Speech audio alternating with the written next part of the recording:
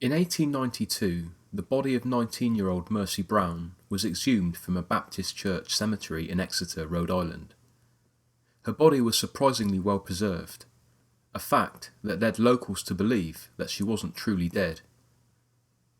This is a story of Mercy Lena Brown, and although chilling and bizarre in nature, it's just one story among many like it that span over 100 years.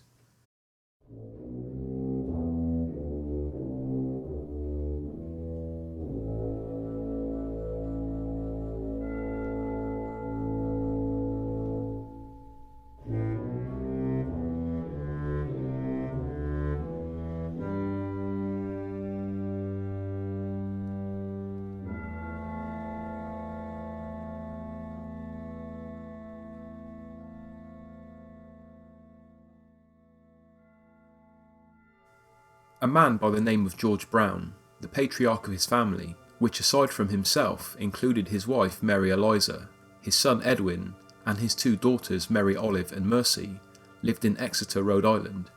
The year was 1883. In December of that year, mother and wife Mary Eliza died from tuberculosis, which at the time was known as consumption. The following year, Mary Olive, at the age of just 20, suffered the same fate.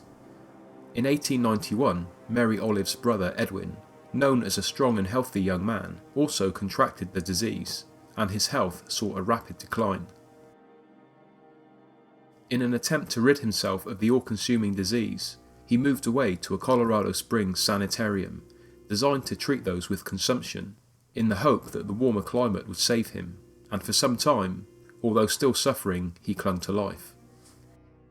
When Edwin Brown returned to Rhode Island in 1892, he found his 19-year-old sister Mercy in the grips of the disease. She had been suffering for months, and it appeared that she was now on the brink of death. In January of 1892, Mercy Brown died at the age of 19. Her obituary simply read, "Miss Mercy Lena Brown, who has been suffering from consumption, died Sunday morning." Because they were apparently the only family in the area affected, it was suggested to George that his family may be cursed. Not only that, but such was the level of superstition at the time, people began to believe that the Brown women were actually undead and were thriving off the life force of Edwin.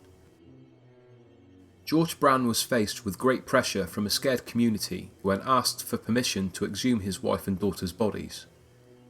If the Brown women showed any sign of life, their vital organs would be destroyed, a ritual that was hoped to stop the spread of the contagion and save Edwin's life, not to mention others who may be affected.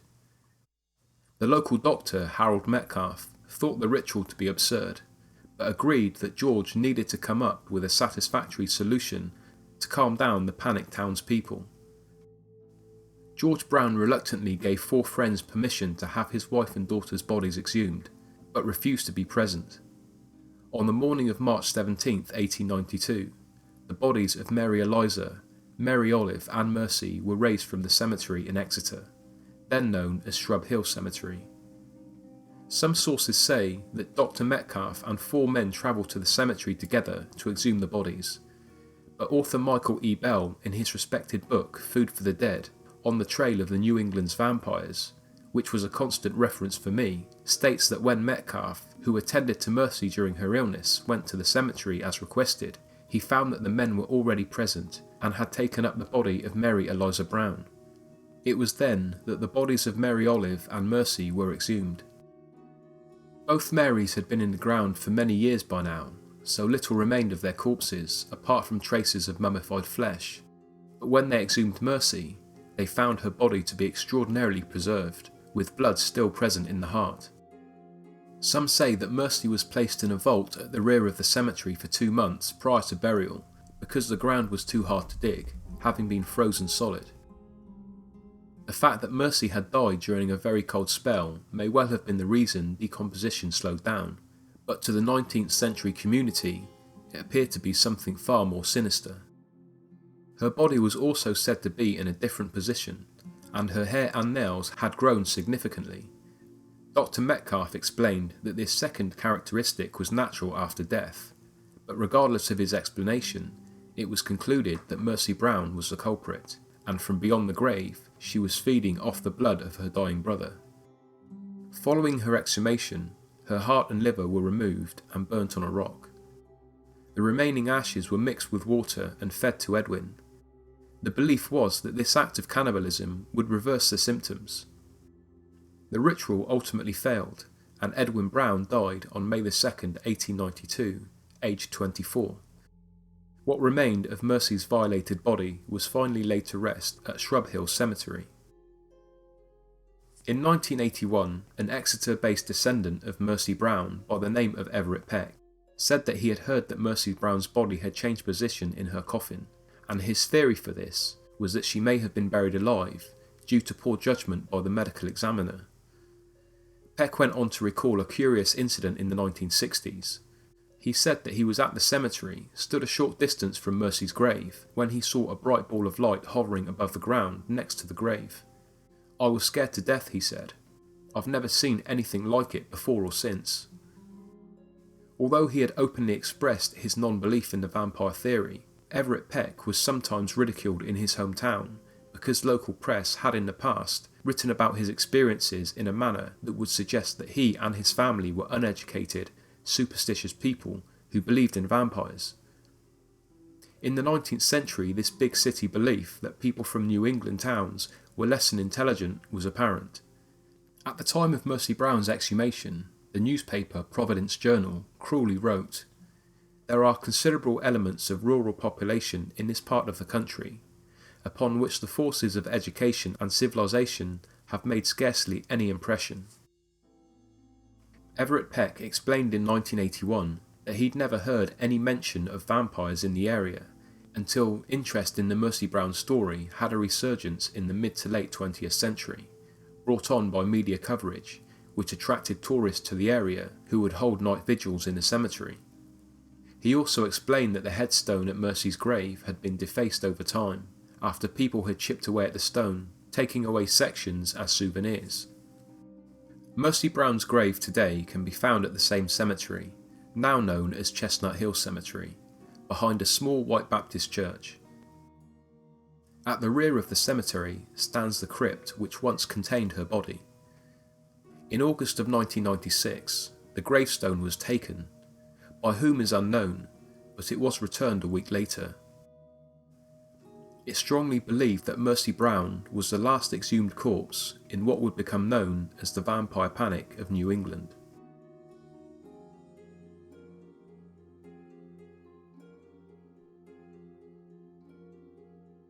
The word vampire entered the English language between 1730 and 1735, and it was not commonly used by family and friends of those afflicted. Newspapers that used the phrase vampire were likely influenced by the vampire beliefs in part of Eastern Europe. But even despite this European influence, the harm caused by the so-called New England vampires were considered to be psychic attacks from beyond the grave, rather than being carried out by walking undead creatures of the night, which was the image often portrayed in old vampire stories from Europe. However, it's worth mentioning that after Mercy Brown's exhumation, a number of people from Exeter did claim to have previously seen the girl walking in the fields at night, but these claims were not voiced until after her exhumation and reburial. Author Michael E. Bell in his aforementioned book wrote, "No credible account describes a corpse actually leaving the grave to suck blood, and there is little evidence to suggest that those involved in the practice refer to it as vampirism or to the suspected corpse as a vampire, although newspaper accounts used this term." In fact, after over 30 years of research, Bell says that he found no mention of people affected by the consumption epidemic as ever using the word vampire to describe the afflicted. It became apparent to him that it was just a word used by the press or by outsiders. He does mention, however, that in 2002 he found a graveyard in northern Rhode Island which contained the crumbling headstone of a man named Simon Whipple, who died on May 6, 1841. The only visible portion of the inscription read, "Although consumption's vampire grasp had seized thy mortal frame." The last few lines of the inscription were missing, but were found to belong to a poem by Eliza Earle, written in 1838.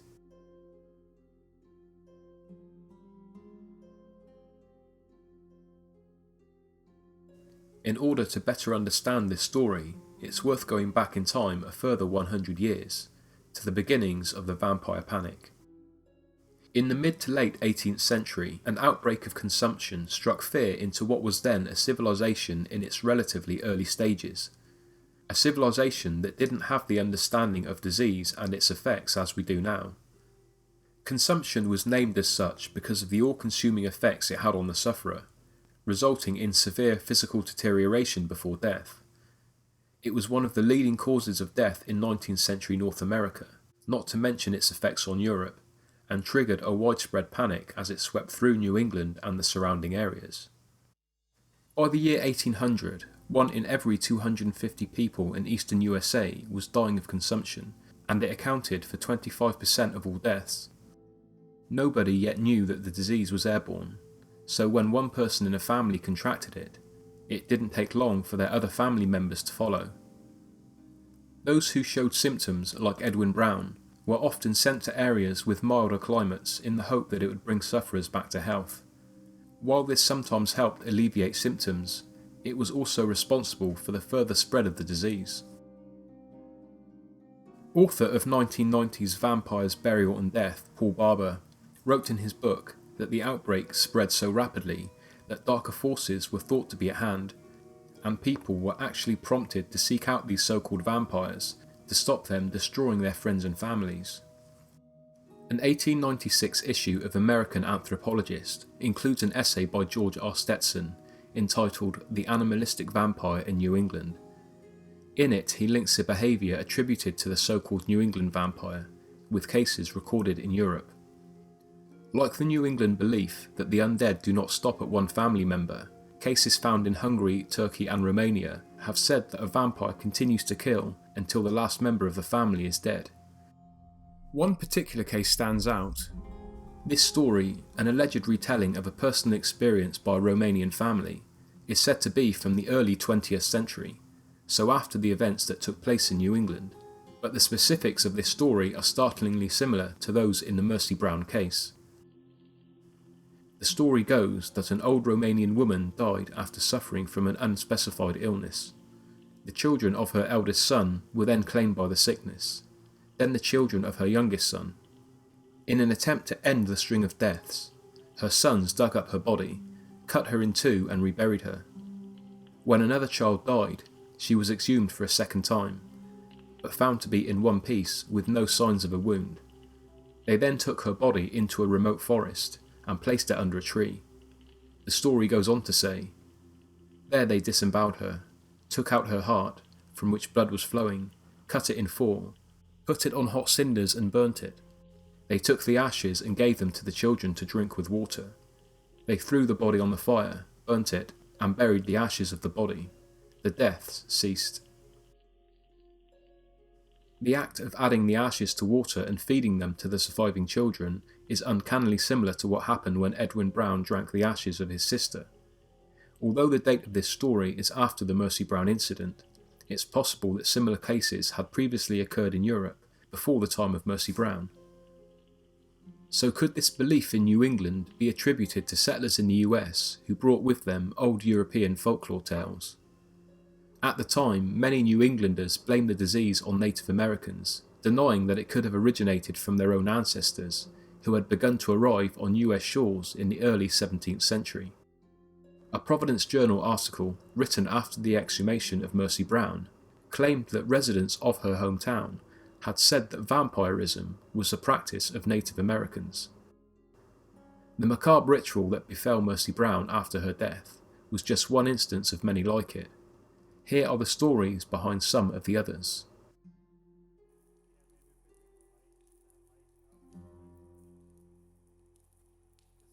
(1784) saw the first recorded New England example of exhumation and mutilation as a cure for the spread of contagion. An unnamed doctor who said he knew of a most unusual cure for consumption contacted a suffering family from Willington, Connecticut. The Johnson family had, in the last 2 years, lost 2 family members, a son named Amos and a daughter named Elizabeth. A third child was said to be gravely ill. The doctor instructed their father, Isaac Johnson, to dig up the bodies of his children and searched for the signs of plant growth through their vital organs. On June the 1st, 1784, the bodies were dug up. When one of the bodies was found to have a plant growing out of it, the doctor told Isaac that he should burn the weed, as well as their hearts, in order to rid the family of the disease. Their corpses were then exhumed, and organs were removed.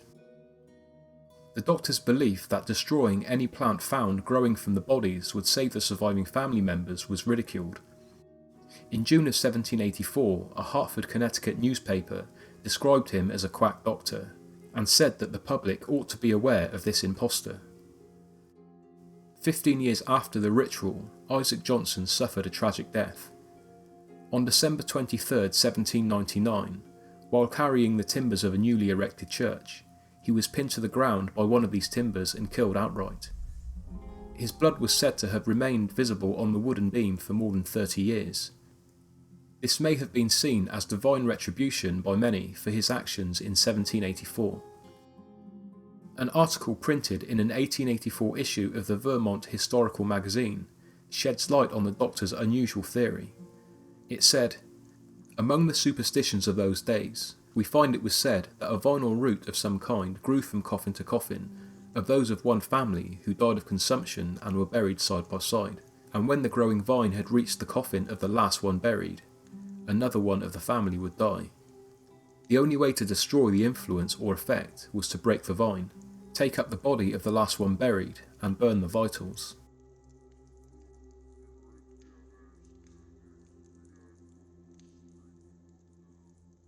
A man by the name of Bristow Condon, along with 3 of his many children, had died of consumption. One of the children was exhumed, and just like the previous cases, had their vital organs burnt in the hope that it would save the remaining family. It's unknown whether this worked.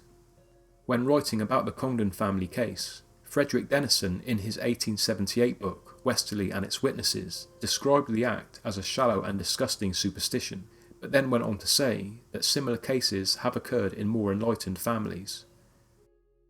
Denison's book was an account specific to the town of Westerly in southwest Rhode Island. The case of Bristow Condon and his children is the first reported case involving an African American family. This event happened in the mid-19th century, but no specific year was given.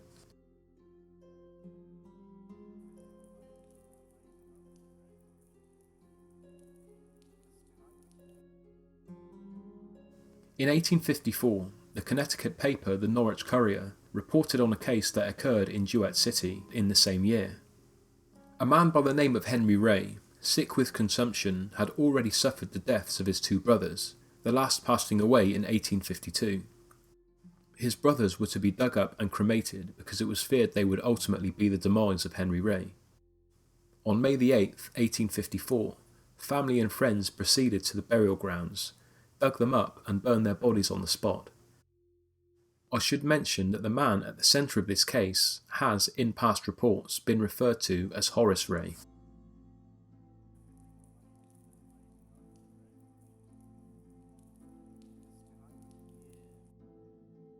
According to the Providence Journal, in 1874, a 53-year-old man named William Rose, with the help of his friend Charles Harrington, exhumed the bodies of his son and daughter, buried near the shore of the Saugatucket River in South Kingstown.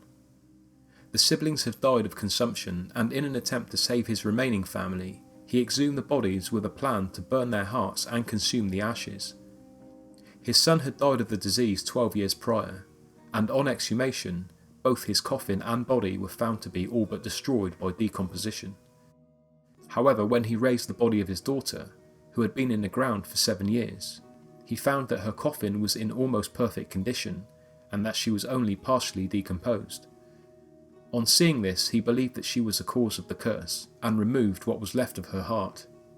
He then set it alight, watched it burn, and consumed the remains. As an interesting footnote to this story, it's revealed that William Rose knew George Brown, Mercy Brown's father, and one day expressed his sympathy to George Brown in the wake of the death of his wife and daughters. He then told George his own story, and how he went about stopping the spread of the contagion. Could William Rose of South Kingstown have been the true influence behind George Brown's decision to exhume his wife and daughters?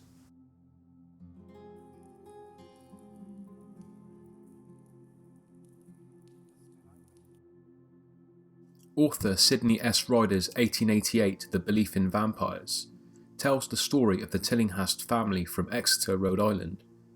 The tale of Stuckley Tillinghast, his wife Honor Tillinghast, and their 14 children begins in 1799. After Mr. Tillinghast dreamt that his orchard of trees were withering away one by one, he became concerned. He did not know what it meant, but soon after his dream, his daughter Sarah fell ill with consumption. She passed away after a short bout with the disease, soon to be followed by her younger sister. In the weeks leading up to Sarah's death, her younger sister had complained of nightmares in which Sarah was appearing in her room every night and sitting on her as she lay in bed, causing pain and discomfort. Similar visions haunted the other children in the family, and eventually 6 of the 14 Tillinghast children had died from the same disease. But when a 7th child, a son named James, became sick, Honor Tillinghast also began to complain of the same dream. Fearing that she and her son would soon suffer the same fate, friends and neighbours were called together, and it was agreed that all 6 children would be exhumed from their graves and their hearts burnt. When the exhumations took place, all was said to be in a bad state of decomposition, but Sarah Tillinghast, the eldest and first to die, was said to be in a remarkably good condition. Her eyes were open, her hair and nails had grown, and her heart was said to contain fresh blood. It was then removed, taken to a rock within the family's home and burnt. It's often been reported that Honor Tillinghast survived, but James did not. But this part of the story was thrown into confusion in 1995, when the will of the same James Tillinghast was found by his descendants. It was dated 1810, meaning that he lived well beyond Sarah's exhumation. The Tillinghast story has been written about and told many times over the years, with variations of details each time. Therefore it's difficult, as it is with all of these cases, to be 100% accurate. There are many Tillinghast family plots in New England, but the Tillinghasts in question here are buried at the Rhode Island Historical Cemetery 14, although many of the graves have now sunken or disappeared completely.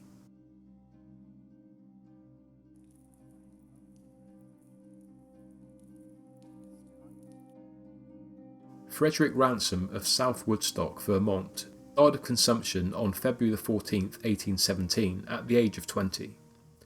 His father, who had heard of the grisly consumption remedy and had faith in it, was sure that Frederick's illness would soon befall his remaining family.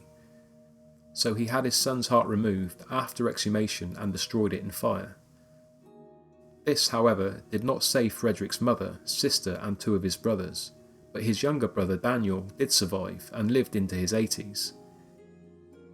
Daniel Ransom's memoirs include a message describing how his father burnt the organ in a blacksmith's forge. All the stories I have found are, in essence, very similar, as you have heard, so I won't go on for fear of repetition. However, there is one more case that needs to be addressed. It doesn't involve the consumption epidemic or incinerated organs, but it is a legend that attracted a lot of attention from the late 20th century until the present day.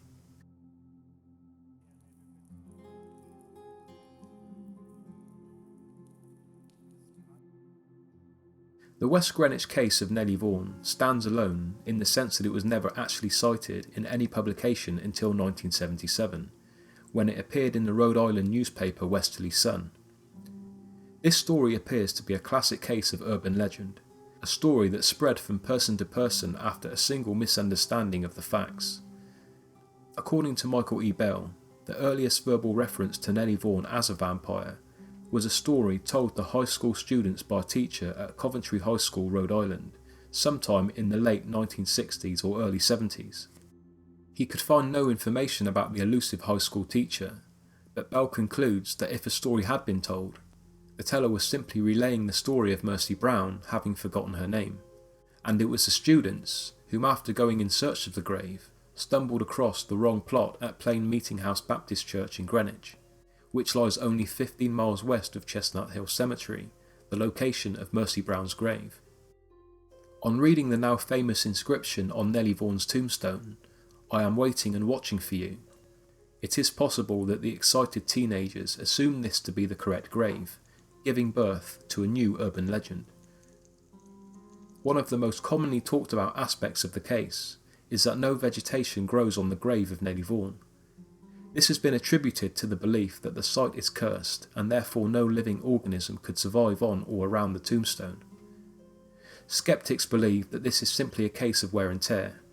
The fact that her grave is so commonly visited, touched and tampered with, means that no vegetation has the chance to claim the stone. The consumption disease and the burning of organs have been added to the Nellie Vaughn story over time. The fact is, Nellie Vaughn died of pneumonia, not consumption, on March 31, 1889. Her body was exhumed though on October 26, 1889, by the request of her mother. Nellie was moved from the family farm plot to the West Greenwich Baptist Church Cemetery, also known as Plain Meeting House Cemetery in West Greenwich, Rhode Island, but this didn't involve any kind of mutilation ritual. It's likely that this exhumation fueled the fires of urban legend, leading storytellers to believe that her spirit was restless after being moved. The inscription on the gravestone, "I am waiting and watching for you," was probably intended to mean watching from heaven, a far more pleasant message than the sinister one that has been passed down over the years since the legend began. Interestingly, the statements of a man, whom in the 1980s was over 100 years old and claimed to know Nellie Vaughn personally, said that there had never been any talk of her being a vampire before or after her death, that is, until the 1970s. Ghost stories, along with the tales of vampirism, also accompany the Nellie Vaughn story. Some have claimed to have seen a woman in Victorian dress walking the grounds of the cemetery, especially around the tombstone of Nellie Vaughn. There are also stories of auditory phenomenon, most commonly from people who have said that they've heard a woman say, "I am perfectly pleasant." This was reportedly first heard in 1993 by a Coventry man, who also claims to have been scratched by an unseen hand, leaving visible marks on his face. The alleged message from Nellie Vaughn is often cited as meaning, "I am friendly, I am not a vampire." Due to vandalism over the years, the gravestone was eventually moved to an undisclosed location, but as far as ghost hunters and curious tourists are concerned, this has only added to the mystique of Nellie Vaughn.